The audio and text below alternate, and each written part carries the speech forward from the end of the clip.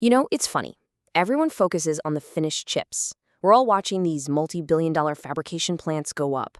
But almost no one is looking at the astonishingly fragile origin point where it all actually begins.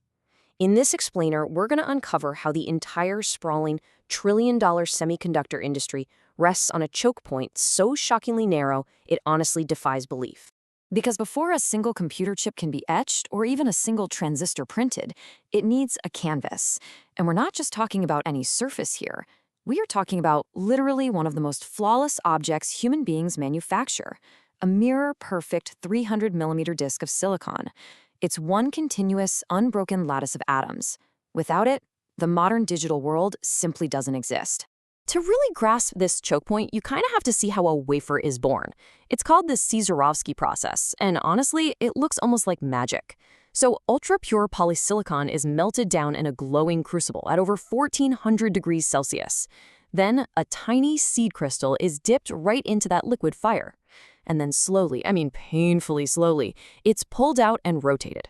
It grows into this massive single crystal cylinder that's finally sliced thinner than a credit card. But here's the thing, the process is completely unforgiving. It totally resists automation. The temperature, the gas flow, the magnetic fields, all of it has to be held in absolute, near-perfect balance for days on end. If you get one tiny vibration, or actually scratch that, even just a slight temperature flutter, a single dislocation propagates through the whole crystal lattice. The entire crystal fails. And if that fails, literally nothing downstream matters. So you might be wondering, where exactly does the world buy these miraculously perfect crystals? Well, overwhelmingly, we get them from Japan. Take a look at this.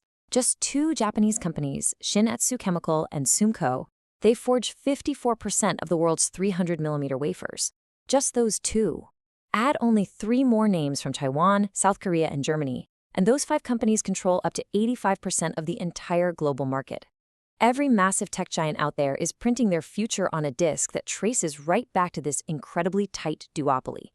Now, why can't other countries just, throw a bunch of money at this and copy it? Well, as the saying goes, you cannot subsidize your way to this overnight. This isn't your standard manufacturing line. It's a deep craft. It rewards generations of accumulated experience, which is exactly how they drive defect rates down to parts per billion. But wait, the vulnerability actually goes even deeper.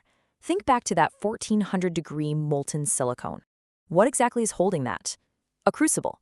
And that glowing vessel has to be made of unimaginably pure quartz, because if the quartz isn't absolutely perfect, contaminants will leach into the melt, and bam, your perfect crystal is ruined. So what's the exact grade of ultra-high purity quartz required for these crucibles? Get this. By industry estimates, 70 to 90% of it comes from just one single location on Earth. Enter Spruce Pine, North Carolina. It's this small town tucked away in the Appalachian Mountains. And the incredibly rare quartz deposit sitting right beneath this town is worked by essentially just 2 companies.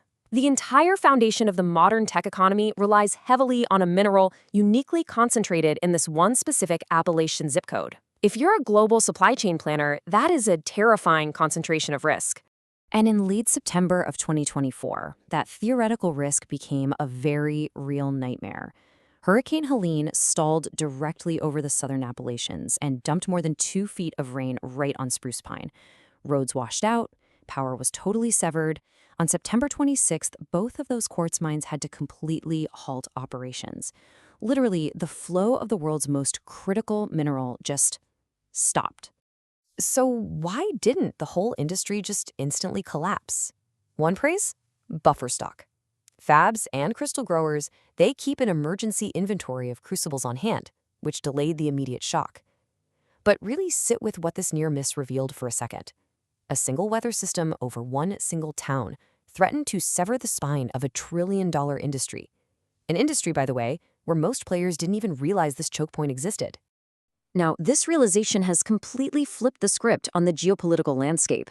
For years, the wafer business was all about standard corporate scale, but no longer.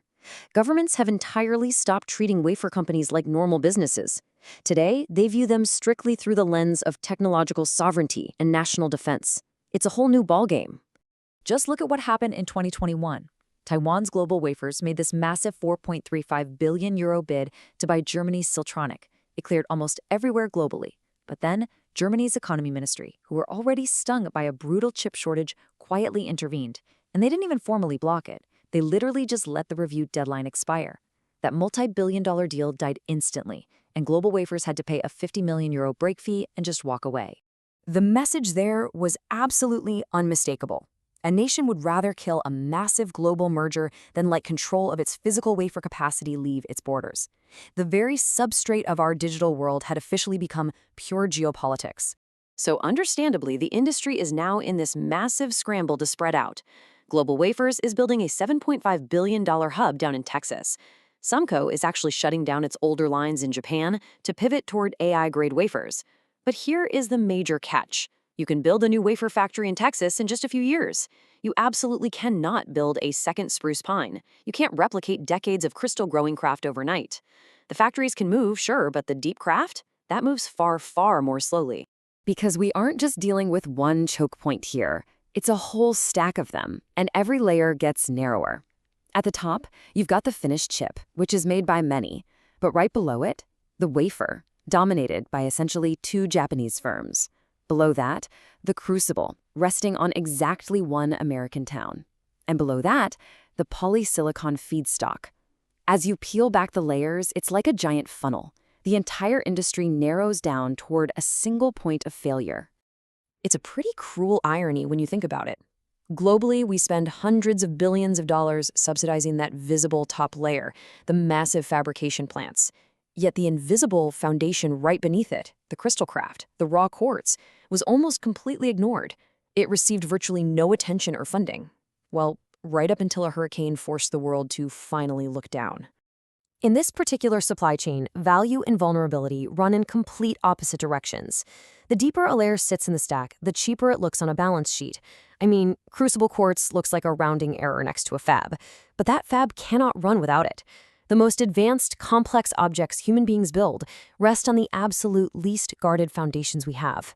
So, the next time you see a gleaming silicon wafer held up as this ultimate symbol of the future, remember the two companies in Japan and the one small town in North Carolina standing silently behind it.